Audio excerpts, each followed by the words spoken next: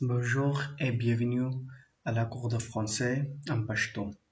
السلام علیکم ورحمت الله وبرکاتو. په تیر درس کې موږ د فرانسې باره کې ویل چې فرانسوي ژبه څه شی دی، په کم ځای کې استفاده کیږي، څنګه فرانسوي ژبه منځته راغله او لږ څه تاریخ باره کې موږ ویلي. نن زموږ لومړی درس د فرانسوي باره کې دی، د پیژندنې یا د ځان تعریف کول. هره ژبه، که هغه پښتو ژبه ده، که انګلیش ژبه ده، او که فرانسوي ده، که سپینش ده، هره ژبه ده خپل طریقه کار غواړي چې کله هم ته وغواړې ځان خلکو ته ور معرفي کړي، ځان خلکو ته ور پېژنې. ځان معرفت نه څه مطلب؟ ځان باره کې خلکو ته معلومات ورکړي چې زما نوم دا دی، زما عمر دا دی، زما وظیفه دا ده، پلانکي ځای کې اوسېږم. دغه ټول د ځان باره کې خلکو ته معرفت ورکړي. یا یو بس سټاپ ته لاړ شي، یو انډیوال سره یا نوي یو کس سره میلاویږي، یا یو مغازې ته لاړ شي، یو چا سره معرفي کېږي، یا یو بیغو ته لاړ شي کار دپاره، یا داسې بل شي دپاره لاړ شي، ځان معرفي کوي. نو دغه ټولو ته ځان پېژندنه وي یا ځان تعارف کول ورته وایي. نو په فرانسوي کې یا په هره ژبه کې دوه قسمه ځان تعارف کول دي، خو بالخصوصا په فرانسوي کې دوه قسمه ځان تعارف کول دي، یو رسمي دی، یو غیر رسمي دی. رسمي ته په فرانسوي کې فارمل وي او غیر رسمي ته انفارمل وي. فارمل کوم وخت کې ته استفاده کولی شي؟ فارمل هغه ټیم کې ته استفاده کولی شي چې کله ته یو بیغو ته لاړ شي، یو کار دپاره ته کار دپاره ځي او کار دپاره یو انټرویو ورکوي، هغه ټیم کې ته فارمل استعمالوي. مثلا په ادبیاتو کې خلکو سره خبرې کې، یا هغه کسان سره چې تاسو نه مشران دي یا تاسو نه عمرونه زیات دي، د ادب او احترام په لحاظ باندې په ښه لهجه یا په ښه ماحول کې ورسره خبرې کوي، هغه ته فارمل وایي. فارمل او انفارمل هغه ته وایي مثلا ته یو دوست، یو ملګري سره روزانه میلاویږي، روزانه ورسره ویني، نو هغه ته انفارمل غیر رسمي ورته وایي. مثلا چې کله ته غیر رسمي یو انډیوال سره، یو دوست سره، یو بل کس سره میلاویږي او هغه سره ته ډېر داسې، مثلا موږ تاسو په پښتو کې وایو چې ډېر فري غوندې یو چا سره، هغه سره بیا هغه ټیم کې موږ انفارمل انټروډکشن یا انفارمل دغه استعمالو، تعارف یا پیژندنه استعمالو. اوس دوه قسمه پیژندګلوي موږ سره دي، خلاصه دوه قسمه پیژندګلوي موږ سره دي، یو فارمل بل انفارمل. فارمل هغه ټیم کې استفاده کیږي چې کله ته مؤدبانه یا رسمي یا دفتري ځای کې خپل ځان خلکو ته تعارف کوي. او انفارمل هغه ټیم کې چې کله مثلا دوست سره یا هغه کس سره چې ډېر ورسره ویني هغه سره ته ځان معرفت کوي، نو هغه ټیم کې موږ انفارمل استفاده کوو. د ټول نه وړاندې هره ژبه کې چې کله هم ته وغواړې خپل ځان معرفي کوې، نو هغې دپاره مشخص الفاظ دي. مثلا موږ تاسو چې کله هم په خپله پښتو ژبه کې وغواړو سلام علیکم وایو، یا په انګلیش کې موږ تاسو هیلو وایو، دغسې په فرانسوي ژبه کې هم دي. نو ما دغه لاندې څه لفظونه ذکر کړي دي چې کوم یو به تاسو ته ډېر زیات کومک وکړي، ډېر زیات وکړي. نو هغې ټولو کې اولین موږ سره دی بونژور. بونژور بونژور مطلب ښه ورځ. هر چا سره چې کله هم فرانسوي کې تاسو میلاویږئ او هغه ته ووایئ بونژور. همیشه چې کله هم ته چا سره میلاویږئ، اولین سټارټ لکه اولین شروع یا کومنسما چې ورته وایي، هغه ته اول ځل دپاره شروع په دغه الفاظو کوې. کله هم ته هر چا سره، هغه که فارمل دی که انفارمل دی، او ته چا سره وغواړې چا سره خبرې شروع کړي، نو اولین الفاظ به ته دغه چې ما کوم استفاده کړي دي، د لاندې مې لیکلي، دغه به ته استفاده کوې. مثلا بونژور ښه ورځ، بونژور. یو بل دی بونسوا، هغه کله د 5 بجو نه اپل او مازدیګر 5 بجو نه اپل استفاده کېږي، ښه شپه. بونژور ښه ورځ، بونسوا ښه شپه. بل په انګلیش کې موږ تاسو ورته وایو هیلو، انګلیش کې ورته موږ تاسو هیلو، او په پښتو کې موږ تاسو ورته وایو هیلو. خو ولې په فرانسوي کې اچ نه ویل کېږي، موږ تاسو په فرانسوي کې وایو ایلو. موږ تاسو په فرانسوي کې ورته وایو الو. بل سلام د پاره اکثره ټیم کې اکثره ځای کې ډیر خلک دی بونژور یې استفاده کوي یا بونسوا استفاده کوي د شپې د طرف نه، او په فرانسوي کې ډیر خلک بیا دا دواړو په ځای باندې ډیر خلک سلو هم سلام ته راځي، سلو داسې استفاده کوي، سلو ډیر خلک داسې استفاده کوي، دا یې استعمالي سلو. بونژور، الو، سلو. بونژور مطلب ښه ورځ، الو مطلب هلو، سلو سلام دی. بیا ډیر خلک چې کله هم داسې خلک شته دی چې هغه بیا نه بونژور نه الو او نه سلو وي، هغه بیا وایي مسیو، مسیو. صاحبه، موږ تاسو چې پښتو کې ورته وایي صاحبه، صاحبه، مسیو، مسیو، مسیو، مسیو، مسیو. بیا چې ښځه وي مثلا دا مسیو خو سړي دپاره راځي، که هغه زوړ وي که ځوان وي واده شوی که هر څه هغه دپاره یو لفظ دی موږ فرانسوي کې لرو مسیو. په ښځې دپاره بیا دوه الفاظ دي، هغه ښځه چې واده شوې وي زړه وي یا تا نه مشره وي هغه دپاره موږ تاسو میدم استفاده کوو، میدم. چې کومه ښځه واده شوې وي یا مشره تا نه وي هغې دپاره موږ میدم، میدم. او هغه پیغله نجلۍ چې واده شوې نه وي یا ځوانه وي هغې د واده یې نه وي کړی هغې دپاره موږ مدموزل، مدموزل، مدموزل. ډېر خلک متمزل وایي، نه متمزل غلط دی، مدموزل، مدموزل، مدموزل، مدموزل. بیا ډېر خلک دی نه نوم اخلي، نه بونژور وایي، نه الو وایي، نه سلو وایي، نه مسیو وایي، نه میدم وایي، نه مدموزل وایي. ډېر خلک دی بیا کوکو، کوکو هم یو قسم سلام دی، سلام دپاره راځي، کوکو، کوکو. ډېر داسې بیا نور خلک دی چې هغه نوم اخلي، نوم تخلص، چې زما نوم اوس همیش دی، زما تخلص همیش دی. بیا خلک ډایرکټ چې کله شروع کوي په هغه چاته ځان معرفي کوي هغه دپاره ډایرکټ نوم اخلي. ډېر خلک دی پښې نوم اخلي، پښې نوم سړي خپل نوم ته راځي، مثلا زما تخلص همیش دی، خپل نوم مې حمید دی. داسې د هر یو کس لکه علي خپل نوم یې تخلص یې سنګر، بل شی تخلص وي سنګر وي، وفادار وي، داسې. نو دغه ډېر مهم الفاظ دي، دا هغه الفاظ دي چې همیشه پې کله یو انسان وغواړي یو بل سره تعارف وکړي د ځان دا استفاده کوي. هغه کې بونژور ښه ورځ، الو هلو، سلو سلام، مسیو صاحبه، مسیو صاحبه، میدم صاحبه، میدم ښځې دپاره راځي، مدموزل هم ښځې دپاره راځي، میدم هغه ښځې دپاره راځي چې کومه زړه وي یا تا نه مشره وي، او مدموزل ښځې هغې ښځې دپاره راځي چې کومې واده نه وي کړی پیغله هغې دپاره. کوکو، کوکو دا هم سلام دی یو قسم، لکه انفارمل دی، غیر رسمي دی. نوم چاته خپل تخلص اخلي او پښې نوم هغه خپل نوم ورته اخلي. یو ځل بیا تاسو ته ریپیټ کوم، مثلا تاسو ته یو ځل بیا تکراروم. ریپیټ مطلب تکرارول، ریپیټي تکرارول. بونژور، هلو، بونژور، الو، سلو، مسیو، میدم، مدمزل، مدموزل، مدموزل،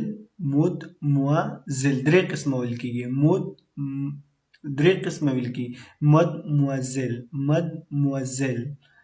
مدموزل. مد نه دی ښه، مدموزل نه دی، مدموزل. یا ډېر خلک مختلف قسم پرونس کوي خو نه، د دې اصلي دغه چې مدموزل دی، مدموزل، مدموزل، مدموزل. کو کو کو کو هم سلام. نوم، پښې نوم. دا شو. اوس ډېر خلک داسې دي چې اول مثلا تا نه ډایرکټ تپوس وکړي چې quel est votre nom de famille, quel est votre nom de famille, quel est votre nom de famille. ستاسې کورنی نوم څه دی؟ مثلا لکه مخکې چې ما هلته ویلې هغه دپاره دې دپاره داسې هم ته استفاده کولی شي quel est votre nom, quel est votre nom. دا فارمل دی ښه فارمل کې موږ داسې وایو فارمل انترودکشن کې یا فارمل چې کله ته چا سره ځان رسمي پېژنده کې کله وطق نوم د فامیل او چې کله غیر رسمي مثلا غیر رسمي ته چا سره ځان تعارف کې quel est ton نوم د فامیل وطق په ځای بیا صرف تون راځي خو زه خیر دغه تاسو مو اول تاسو زده کې quel est وطق نوم د فامیل ستاسې کورنۍ نوم څه دی quel est وطق نوم د فامیل ستاسو کورنۍ نوم څه دی quel est وطق نوم د فامیل ستاسې کورنۍ نوم څه شی دی moi نوم د فامیل est همیش moi نوم د فامیل est همیش زما کورنۍ نوم همیش دی سوال دی quel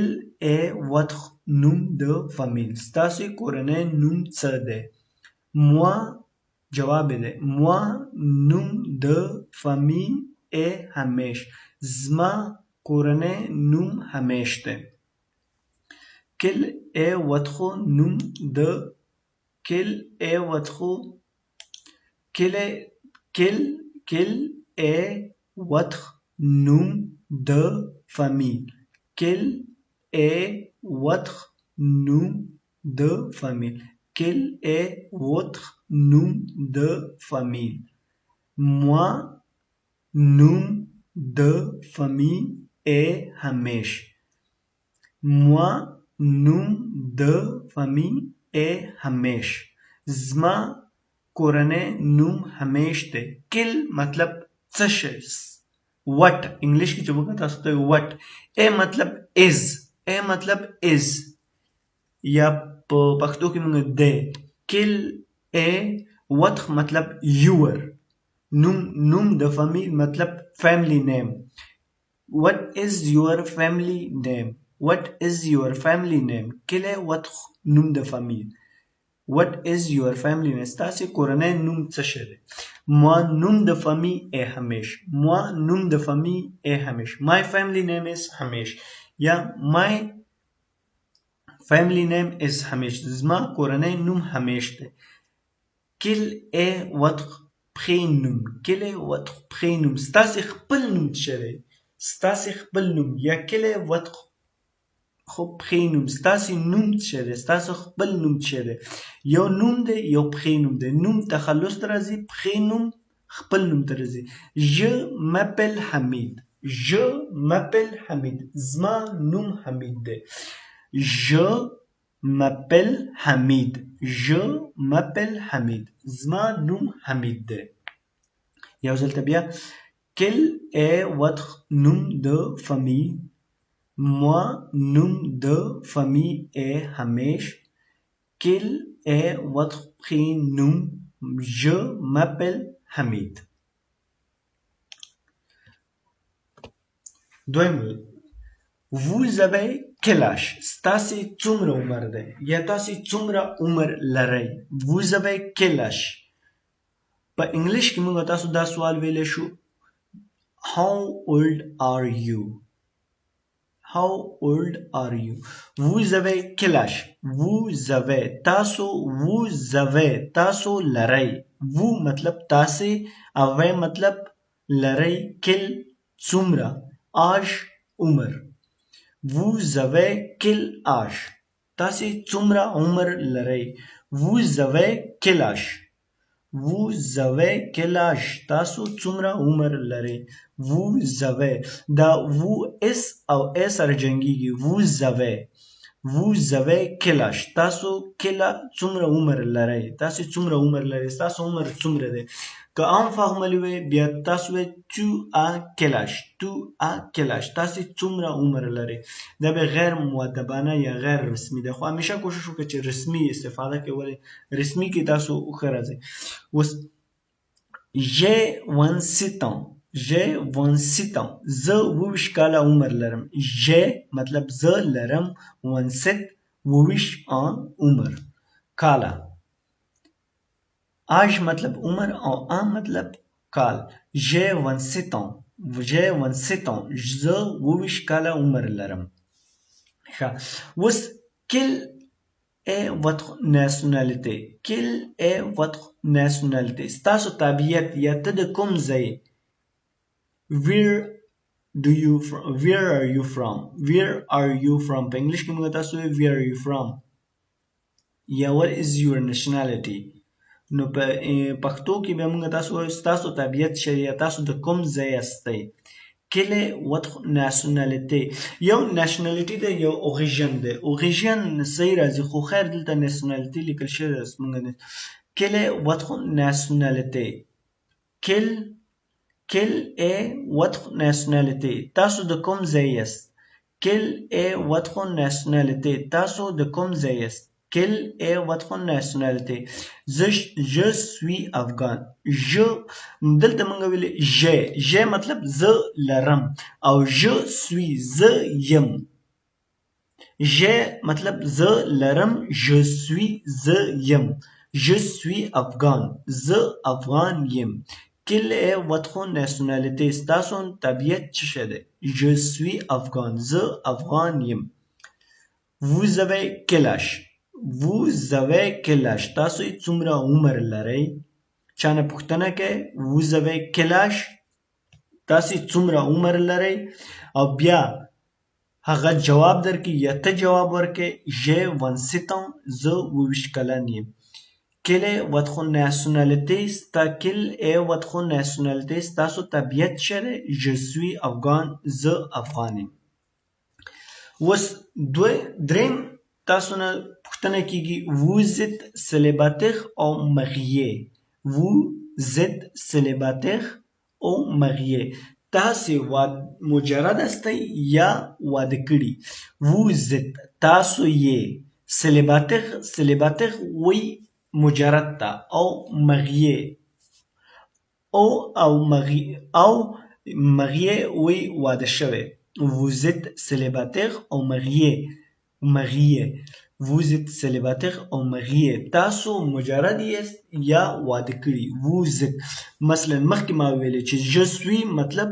زه یم je suis موږ مخکې نه زده کوو je suis افغان زه یم افغان هلته موږ زده کوو اوس دلته ماغه لفظ راواخله je suis زه یم célibataire اسانه جمله اسانه جوړیږي je suis célibataire زه یم célibataire مجرد vous êtes célibataire ou marié تاسو سوال دی vous êtes célibataire ou marié تاسو مجرد یاست یا واده کړي je suis célibataire زه célibataire یم زه مجرد یم quelle est votre profession ستاسو مسلک څه دی یا تاسو کاروبار څه دی تاسو څه شی کوئ quelle est votre profession ستاسو مسلک څه دی ستاسو کاروبار څه دی تاسو څه شی کوئ quelle est votre profession ما مخکې ویل چې je suis مطلب څه دی چې زه یم professeur زه یم پروفیسور یا تاسو ویل شي je suis conducteur زه یو ډرایور یم je suis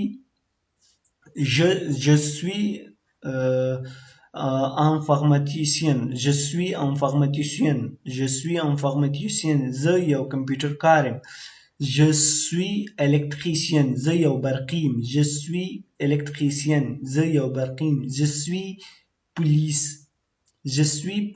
زه پولیس یم je suis célibataire هغه مخکې موږ ویل چې کله vous êtes célibataire او marié تاسو واده شوي یا مجرد استئ vous êtes célibataire او marié تاسو واده شوي یا مجرد استئ vous êtes célibataire او marié تاسو واده کړئ یا مجرد استئ je suis célibataire زه célibataire یم یا je suis marié زه واده شوی یم quelle est votre profession je suis professeur ستاسو profession څه دی زه پروفیسور یم اوس l'introduction اوس راځو چې مثلا یو ځای کې ودرېږي یو مغازه کې ودرېږي او څوک درته ووایي چې ته ماته خپل ځان معرفي کړه یا چاته ځان معرفي کوې نو ما تاسو ته مخکې نه ویلې چې د جملې په شروع کې چې موږ کم یو لفظونه ویلې هغه لفظونه څه شی تاسو ته یاد دي چې جملې شروع کولو لپاره ما تاسو ته ویلې چې موږ چې کله هم غواړو یو جمله شروع کړو هغې لفظونه کم دي تاسو ته یاد دي نه ګوره هغه درس بیرته راواړوئ ولې چې هغه تاسو باید اول زده کړئ چې کله هم یو ځای کې ودرېږئ او ځان معرفي کړئ نو اولین شیونه چې ته کې هغه لفظونه دا دي بونژور ما مخکې نه ویلي وو هلته ځای کې ما ویلي بونژور hello salut monsieur madame mademoiselle coucou نوم prénom دا لفظونه ما تاسو ته هلته ښودلي وو اوس زه خپل ځان معرفي کوم بونژور مطلب ښه ورځ je m'appelle حمید زما نوم دی حمید یا my name is حمید خو چې دا جمله انګلیش ته داسې راځي I am called حمید نو بونژور je m'appelle حمید بونژور ښه ورځ je m'appelle حمید زما نوم حمید دی mon nom de famille est همیش زما تخلص یا زما کورنی نوم همیش دی بونژور ښه ورځ je m'appelle حمید زما نوم حمید دی mon nom de famille est همیش زما کورنی نوم همیش دی mon nom de famille est همیش mon nom de famille est همیش زما کورنی نوم همیش دی j'ai 27 ans زه لرم 27 ans 28 کاله عمر Je suis afghan زه افغان یم je suis afghan زه افغان یم je suis célibataire زه مجرد یم je suis célibataire زه مجرد je مطلب زه suis مطلب یم je suis زه یم célibataire مجرد je suis afghan زه یم افغان je suis professeur je پروفیسر یم je suis afghan زه افغان یم je suis célibataire زه célibataire یم je suis professeur زه یو پروفیسر یم یا چاته ووایه چې je suis un garçon زه یو هلک یم je suis garçon زه یو هلک یم ما تاسو ته ویل صرف دغه جملې زده کړئ دا ځان کله هم تاسو وغواړئ چې ځان تعارف کړئ نو دا باید تاسو استفاده کړئ اول شروع کې مې تاسو ته نومونه ویلي چې اول باید چې ته کله خپل ځان سره معرفي کوې او ودرېږې یا یو ځای کې خلکو ته ولاړې نو هغه کې ته ټول نه وړاندې شروع کې هغه نومونه زده کړئ چې ما کوم تاسو ته ویلي لفظونه بونژور hello salut monsieur madame mademoiselle coucou نوم prénom بیا هغې نه بعد ووایئ bonjour je m'appelle Hamid mon nom de famille est Hamesh j'ai 27 ans je suis afghan je suis célibataire je suis professeur bonjour je m'appelle Hamid mon nom de famille est Hamesh j'ai 27 ans je suis afghan je suis célibataire je suis professeur بس دا د نن دپاره دومره بس و او زما چینل سبسکرایب کړئ انشاءالله که څه غلطي زما په دې لیکچرو کې وي یا په دغه کې کامنټ کې پرېږدئ او ستاسو کامنټ نور هم ما تشویق کوي چې نورې ویډیوګانې تاسو ته جوړ کړم انشاءالله نوې ویډیو به بله ویډیو به ډېره زر راشي مننه الله پامان